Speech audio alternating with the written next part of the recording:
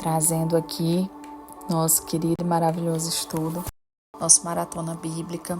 Quero pedir perdão a todos, foi bem corrido hoje para mim, mas trouxe aqui para deixar aí para vocês, vai ficar aí no YouTube, amém?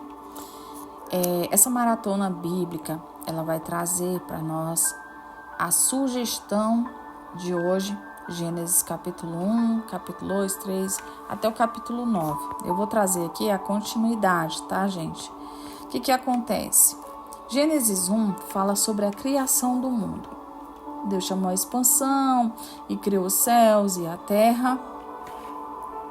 E se a gente observar, Deus cria a luz. Cria os céus, os mares, a terra, os planetas, e os animais e o ser humano.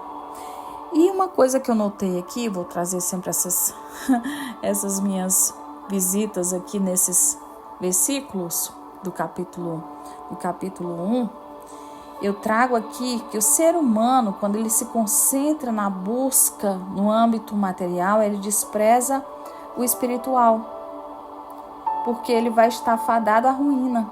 Quando nós nos voltamos para Cristo, o céu ele estabelece no nosso ser como intermédio do Espírito Santo.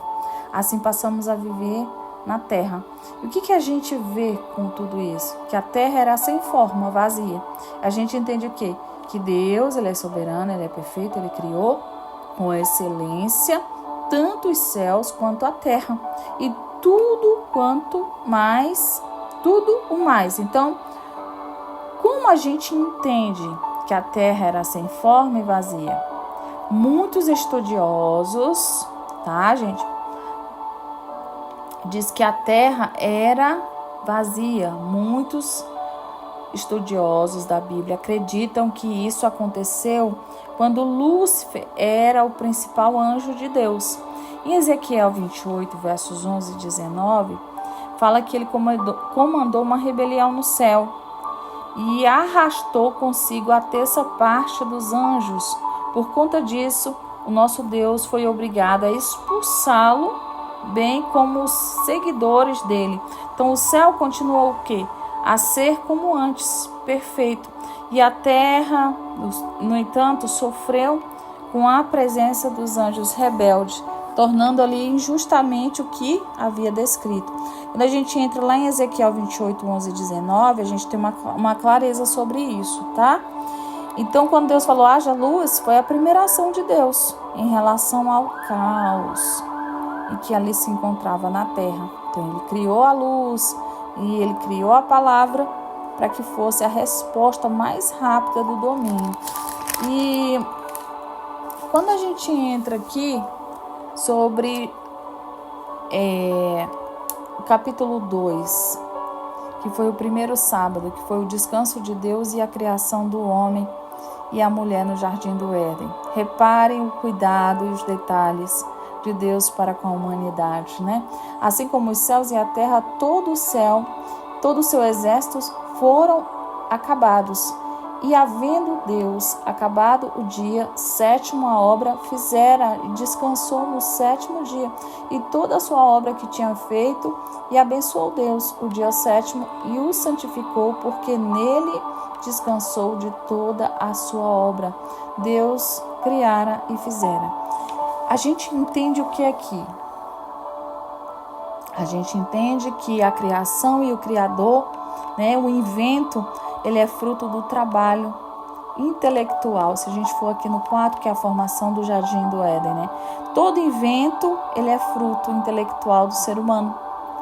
E por mais inovador e útil, valioso que possa ser, ele é subordinado àquele que desenvolveu. E isso significa o quê? Que a obra criada, ela não está acima do que desenvolveu. Ela não está acima do que desenvolveu, mas o Criador está acima dela. Então, ao contrário, é inferior a ele. E a gente vai imaginar que a relação entre Deus e a sua criação é o que está acontecendo hoje com o homem, nos dias de hoje. A gente vê o quanto que o homem quer ser Deus. E isso cria um exemplo de humanidade que a gente acaba que olha para Deus e fala: Senhor, porque a gente crê, a gente ouve a palavra, a gente escuta a palavra, mas a gente entende que a grandeza e a superioridade divina são vistas em cada detalhe, feitos dentro da declaração dessa palavra. Então, se a gente for meditar sobre isso, a gente entende que a criação de tudo isso foi exatamente para Deus beneficiar o homem. Inclusive,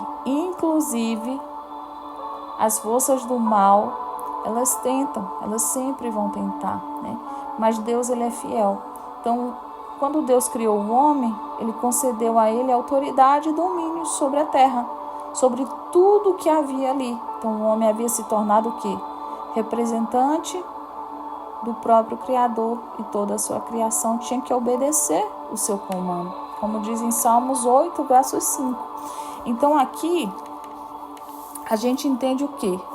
Que Deus, ele formou o Jardim do Éden, ele fez as origens, o céu, a terra, enfim.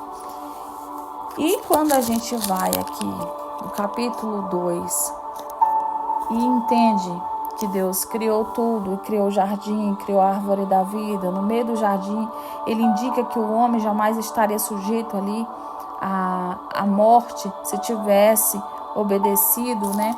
A gente entra aqui e a gente vê no capítulo 3 a queda do homem.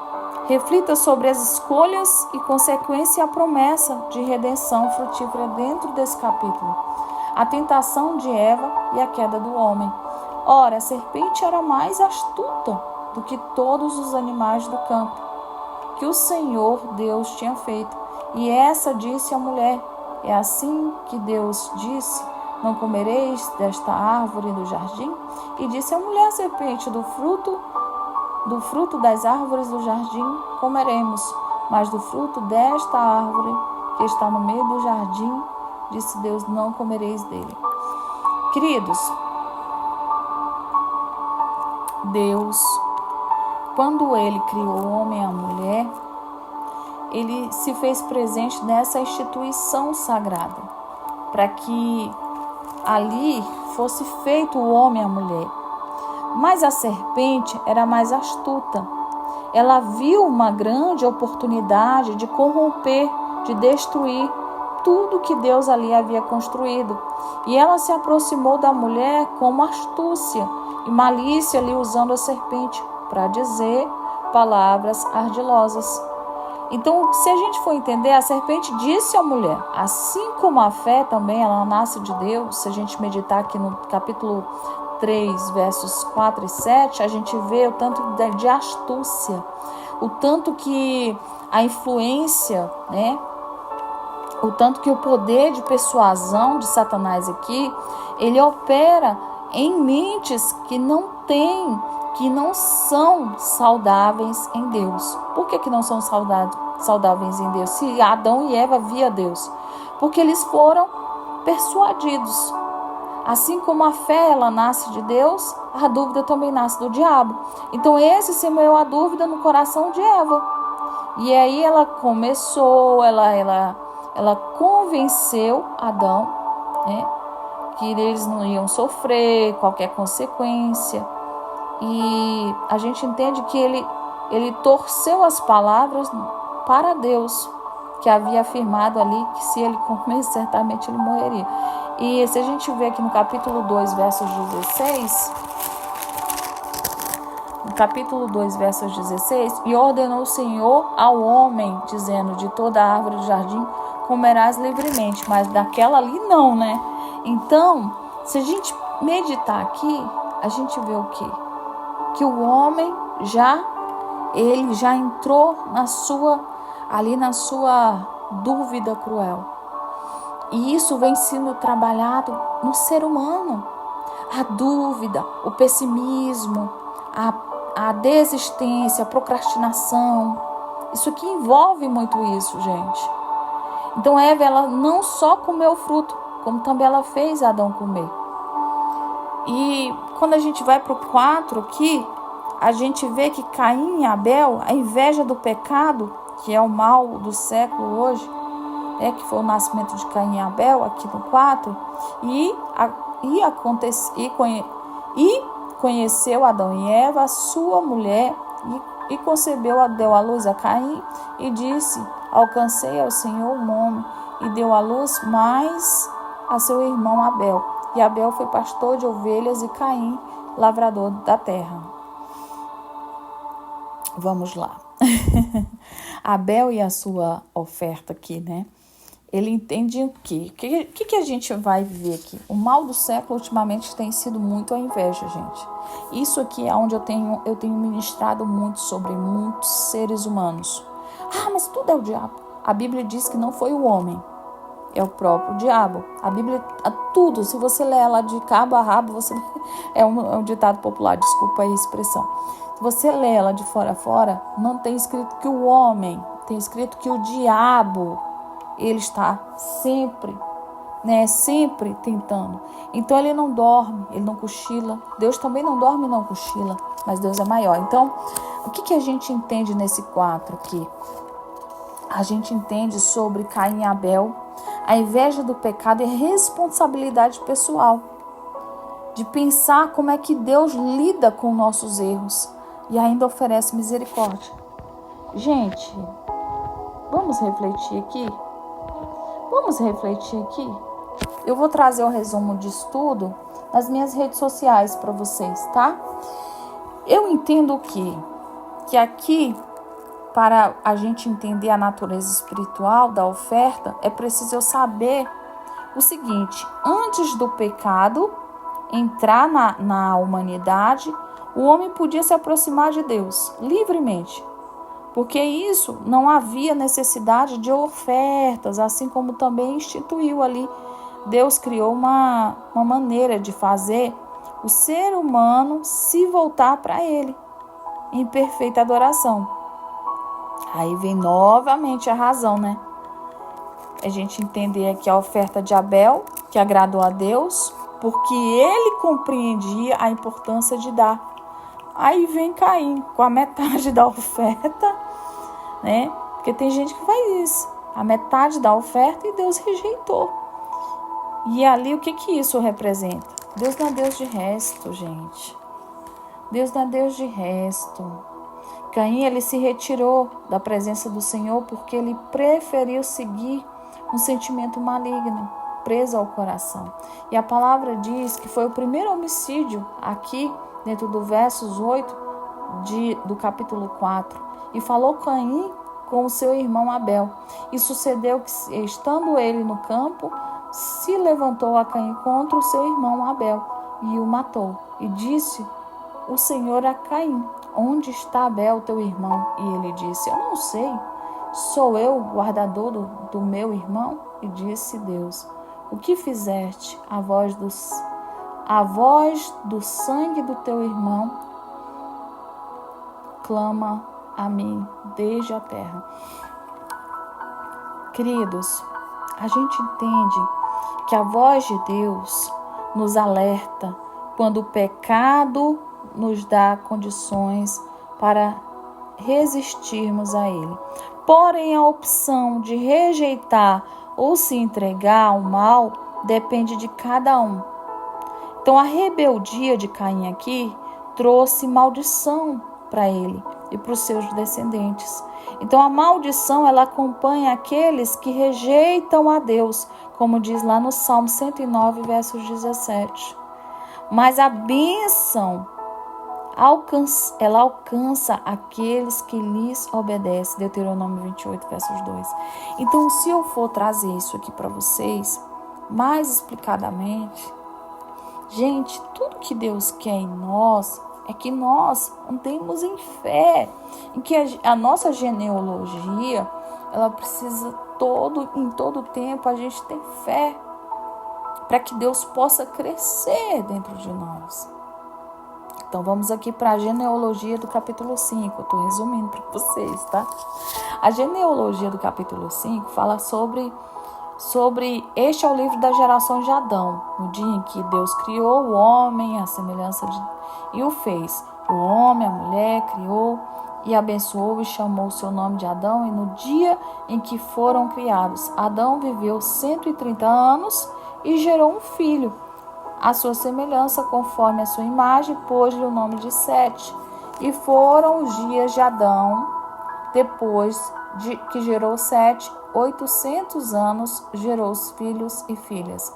E foram todos os dias que Adão viveu, 930 anos. 930 anos e morreu. Ele viveu 705. Gente, e viveu 705 anos e gerou Enos. E viveu 7 depois e gerou Enos. 807 anos e gerou filhos. Aqui a gente vê uma descendência. E quando a gente vê essa descendência de gerações, a gente entende que, dentro do versículo 22, que foi quando viveu Jered, né, depois que gerou Enoque, 800 anos e gerou filhos e filhas, e foram todos os dias Jered 900 anos, 962 anos e morreu.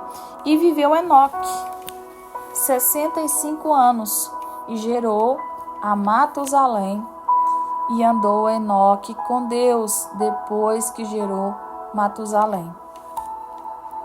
Essas palavras, aqui no versos 22 e 24, eu resolvi pular, elas possuem um significado extraordinário, porque Enoque ele teve uma conduta santa. Aí aqui nós vamos aqui numa exclamação. Conduta santa, reta, em época em que a iniquidade tomava conta de todos. Além disso, pregavam, né? Contra a imoralidade. Havia ali naqueles dias, muitas situações. E Deus tomou, né? Deus tomou ali, acredito eu, aquilo ali para que as pessoas pudessem, para ele. Deus tomou para ele aquela, de maneira misteriosa, um exemplo de Enoque, né? Colocou aqui. Eu acredito que o homem inspirado por Deus, ele trouxe essa situação de Enoque para que tornasse essa descendência a santificação.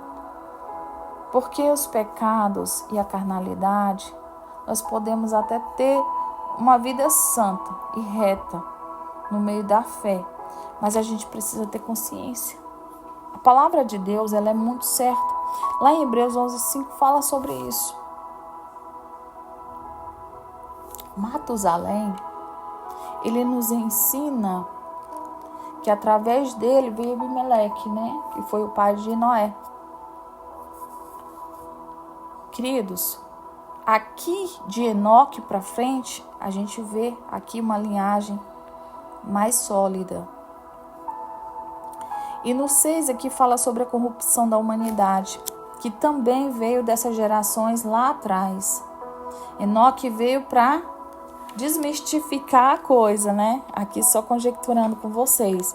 Mas se a gente lê aqui no 6, a gente vê o quê? A corrupção da humanidade. Glória a Deus, queridos. O que eu entendo aqui no 6, né? Não contenderá. A corrupção geral do gênero humano, ela nos faz ver o quê, queridos? Nos faz ver que a desobediência, ela gera muita coisa, gente. Deus, ele não pleiteia para sempre com o homem. Por quê? Porque o homem, ele não quer fazer a vontade de Deus. Deus, ele é enfático, gente. E aconteceu que, como os homens, é Gênesis 6, tá? Começaram a multiplicar-se sobre a face da terra, lhes nasceram filhas, e viram os filhos de Deus e as suas filhas, e os homens eram formosos, formosas, e tomaram para si mulheres, e todas as escolheram.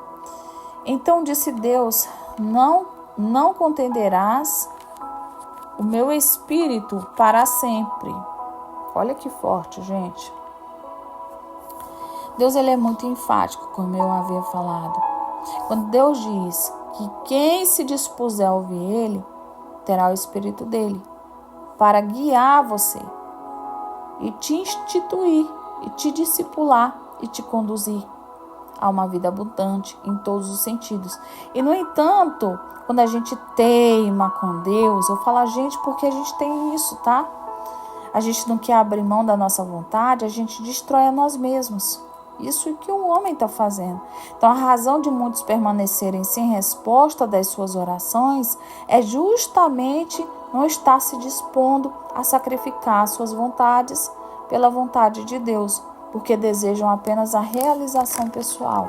Então, quando eu olho para esses 6 aqui, eu vejo essa corrupção da humanidade, esse anúncio do dilúvio, né? Então, reflita aqui sobre o juízo, né, do justo e a sua fidelidade. É muito forte isso aqui, gente. O Senhor, Ele viu a maldade. A maldade das pessoas estava grande aqui no verso 5 do capítulo 6 de Gênesis. O pecado, ele entrou na humanidade. Era uma desobediência desordenada, né? Desobediência de Adão, a natureza humana que se tornou queimar, corrupta.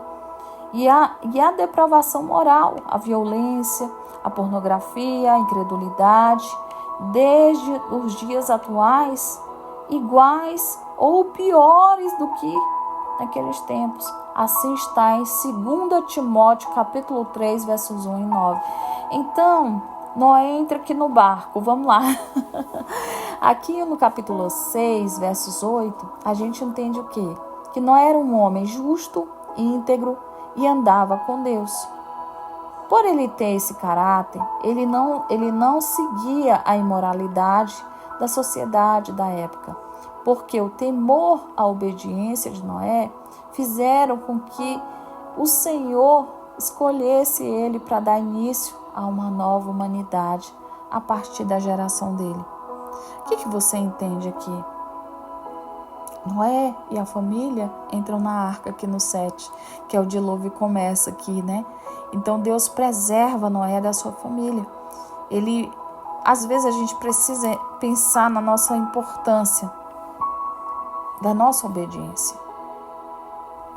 Eu entendo aqui, queridos, o quanto Deus nos ama. Aqui no capítulo 7, já estou terminando, tá, gente?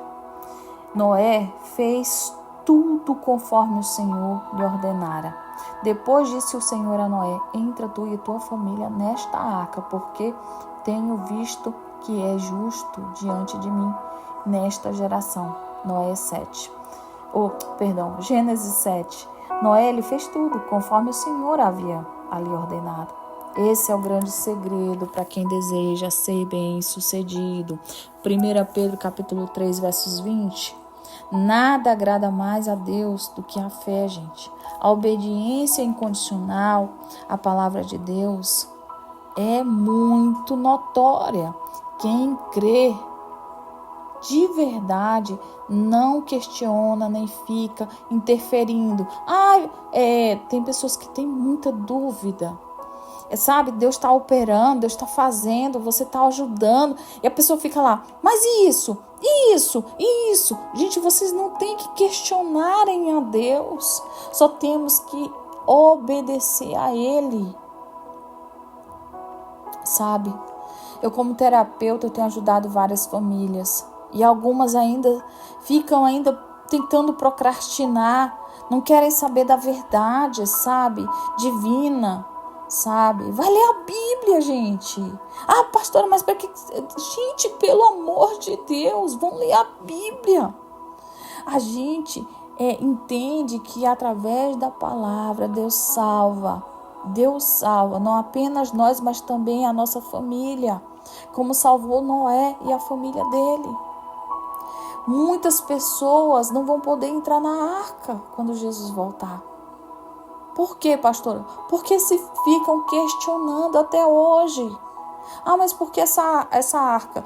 Mas por que, pastora, você agora é terapeuta? Mas por que, pastora, tem que fazer isso? Mas por que, pastora, tem ato profético? Pelo amor de Deus, gente.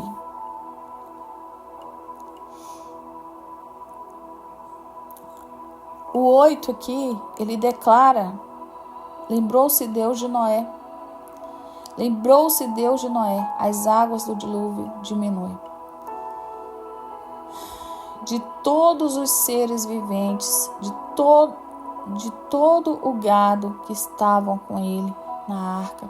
Deus fez passar o vento sobre a terra e aquietaram as águas. Amém? Tem pessoas que falam assim, mas Deus acabou com tudo, então Noé morreu. A gente tem que lembrar que ele tinha filhos, tá, gente? Os filhos não eram Noé. Eram bons, né? Mas a gente não sabe como ficou o coração do homem depois.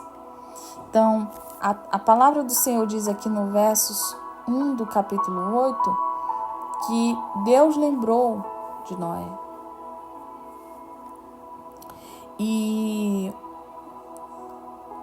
tudo ficou devastado. A palavra diz aqui que não restava nenhum ser vivo na terra, a não ser os que estavam na arca. Passados ali 150 dias, foram 150 dias, 150 dias. E Noé, lá no versículo 7, solta um corvo e também uma pomba. Aqui no 7:24, vamos lá, no 7:24, o que diz o 7:24? 7:24, e prevaleceram as águas sobre a terra 150 dias. Deus se lembrou de Noé, dele e de todos os animais da arca, e fez as águas baixarem. E isso mostra que quando nós enfrentamos dilúvios de problemas, injustas, perseguições, nós devemos o quê? Confiar no caráter justo e fiel do nosso Deus.